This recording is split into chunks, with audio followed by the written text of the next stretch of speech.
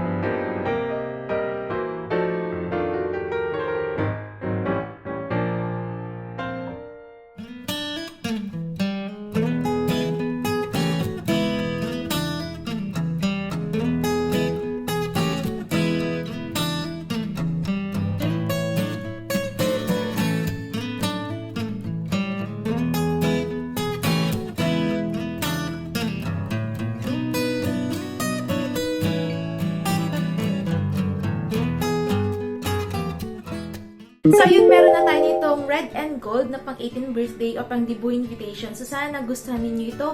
And kung may mga request and suggestion pa kayo, pwede kayo mag-comment dyan sa baba at gagawin natin yan ng video. Again, thank you so much for watching and see you sa aking next video. Don't forget to like and subscribe. Bye!